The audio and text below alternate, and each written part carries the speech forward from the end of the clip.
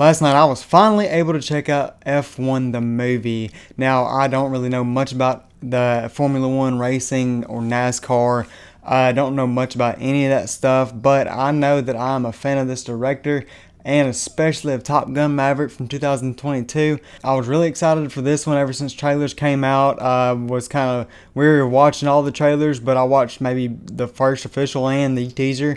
And my expectations were pretty set high with all the practical work that they said they were doing.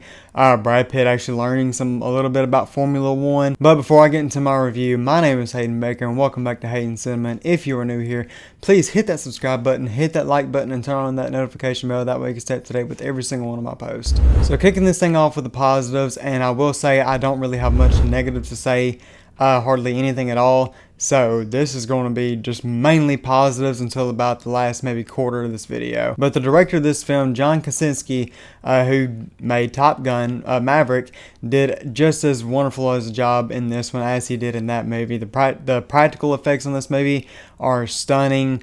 Every shot is done beautifully. The way he guides these characters and forms this story is done just as well, or I'd say almost as well as Top Gun Maverick in my opinion. The movie alone isn't up to that point, but it doesn't shy away from it a whole lot. But yeah, his work is done amazing. The cinematography in this movie is some of the best, and this might even be maybe next to the best cinematography of the year, next to Sinners. Sinners just took it all for me personally. But yeah, this one does just a wonderful job at it. His direction is awesome. Like I mentioned a second ago, the practical work in this, we know in Top Gun Maverick, especially with Tom Cruise, you're going to get practical, with all the Mission Impossible movies and stuff.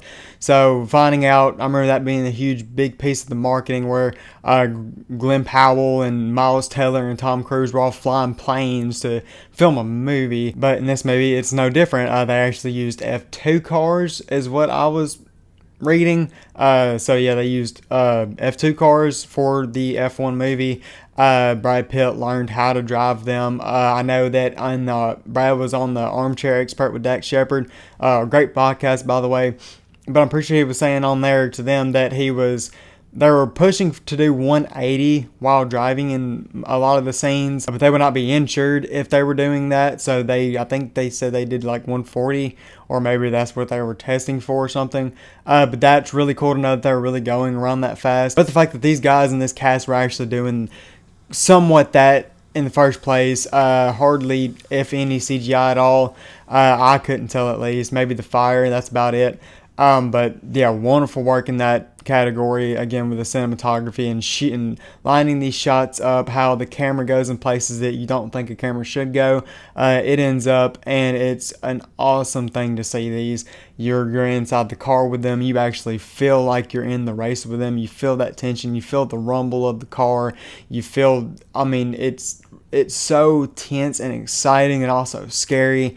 One bad turn and these dudes are dead. This is also probably the only movie this year that actually made me give like physical reactions to what I was watching, where I was just tense or squeezing my seat. It was such a roller coaster of emotions throughout this movie, where I'm happy, I'm pissed, I'm sad, I'm excited, I'm cheering, I'm booing. Like, there was so many emotions I was going through in this movie that, again, it's one of the ones this year that that's the type of experience I haven't had yet up until this point, except for one other film. That was Superman as far as excitement goes. The only other movie I had that I was super emotionally tied to was Sinners. So this is definitely going to make that top list so far this year. Now, I will say I am a sucker for a sport movie. I actually tend to hesitate to watch a lot of them. Like Hustle took me almost a year to watch. There's a couple out there that I haven't seen, but every one that I have seen, I don't really think there's one that I don't like. And I'm not a sports guy by any means. I could hardly tell you anything about any of the sports, but I really do enjoy a sport movie, especially an underdog story, and that tends to be most of sports movies. This one's really no different. I mean, it's really, there's a lot of cliches with sports movies that I love and I'm just a sucker for, and this movie has every single one of them. There's a couple that I don't like. This movie also has those too. And this movie starts to go that way, and then it just turns and it doesn't go that way, and it actually redeems itself from that, which I absolutely loved about this movie. Speaking of the emotional roller coaster that I was telling you about earlier in this review, but yes, that happens quite often. I enjoyed every second of what they were doing with those sections and those story beats that are basically templated and is a format for story movies or for sport movies. Yeah, they do every single bit of it here, for better or for worse. For me, it's all for better. Also, I have to say that this movie has a really good way of giving us some really important exposition to why a certain character is the way they are. Most movies can either show you exposition or tell you exposition, or do both in separate scenes, and it can make for a really boring time, or it may not feel needed. But this movie does it in a really clever way, and it makes sense. It doesn't feel forced, and it only takes about maybe 3 minutes, and it's also a really humorous moment too, so it feels light. And you're not just bored listening to this, but they're telling you this exposition and this backstory behind a certain character. And it takes place during like a post-race interview. Characters get interviewed, and the reporter is like sitting there making jabs at this character. And they're really personal questions and personal jabs. And the way the character responds tells you the type of character that this person is, that they don't really care about how press feels. They don't care about how people feel. They're satisfied with themselves. They don't have nothing to worry about. They're hitting them with questions that tells you about that person's past. It's really important information that you need to know, and that also tells you why this character is so rough around the edges, but also a little risky with themselves. And it was just a really nice moment, and I really appreciated how they did that. But it's also kind of thanks to the writing, because the writing in this movie is magnificent. Like, the dialogue feels so natural. Now, I love Sinners. It's still the best movie of the year for me. The dialogue in that's also amazing. But it's very different. As for Sinners, it feels performative, but it's kind of supposed to. In this movie, it feels natural. You're like a fly on the wall. And with that experience of just seeing, like, you feeling like a fly on the wall, that really helps with the director directing these actors on the tone, setting the tone, the writing, and the way that these characters are talking and performing.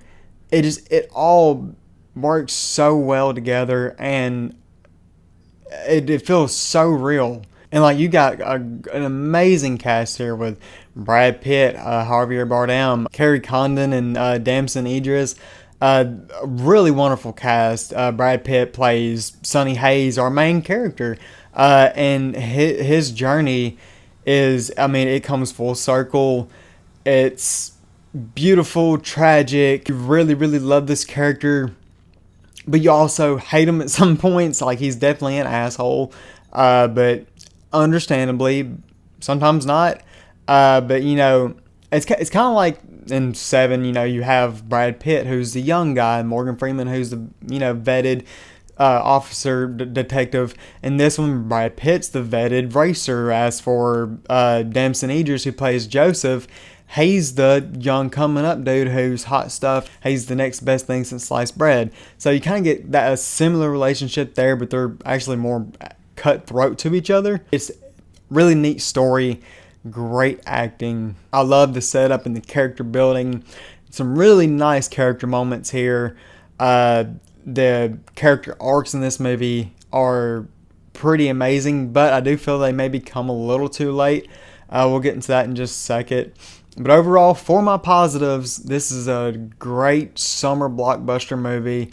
Another great, amazing sport style film. Also, one more thing, that this movie, I've mentioned that it comes full circle, but the movie is insanely rewatchable, as I wasn't sure that if it was going to be or not. But it really is. I watched it this morning, didn't have any problem watching it, and I was actually really excited to watch it again. Now the mixed, and I have to say that this movie has some needle drops. Like, There's an opening song that I really love. There's a couple of songs in here that are really cool.